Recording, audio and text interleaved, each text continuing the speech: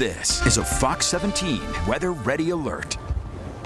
Good morning, West Michigan. I'm Fox 17 Weather Ready meteorologist Terry DeBoer joining you live here on what is going to be a very tricky Tuesday morning commute. You can check out the live view looking at reduced traffic volume heading into and out of the S-curve in downtown Grand Rapids, US 131, the Ford Freeway interchange. You can see roads are snow covered, traffic moving along very slowly, even through the heart of the city, the Ford Freeway, US 131 interchange.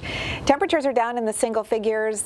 Big Rapids down to 0, 1 in Coldwater, 0 now in Greenville and Carson City. So bottom line here, we are looking at temperatures that are much below that threshold value where that salt would be effective on area roads.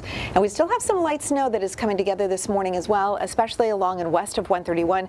You can notice those bands aren't as deep, dark blue colored as they were yesterday. So that's a good indication that the snow is really lightening up. The winds have relaxed a touch as well, so not nearly as intense with the snow banding as in the wind today, but we are definitely looking at dangerously cold feeling conditions out there. Those wind chills this morning are a good 5 to 10 below zero.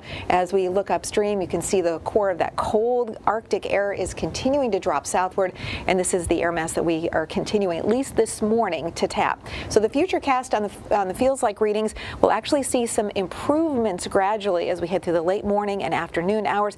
Eventually this afternoon into the early evening hours, our wind chills should be back above the zero mark. And then notice what happens overnight tonight into early tomorrow. We actually see some slightly warmer temperatures building in. That's going to come along with the next storm system, which will bring widespread snow into the area overnight tonight into early tomorrow. And it'll be that more moisture-laden snow as temperatures will be just a little bit warmer.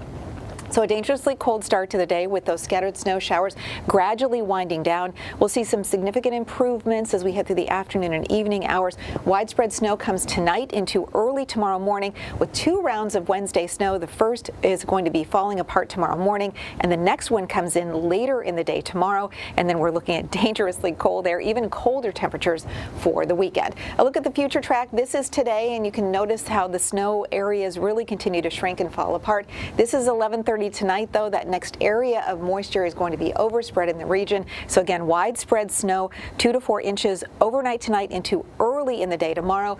That system clears out around noon tomorrow. Then we'll see some gaps in the precipitation, and then later tomorrow evening and overnight we'll see another round of snow coming together, and that's going to produce another widespread couple of inches of snow.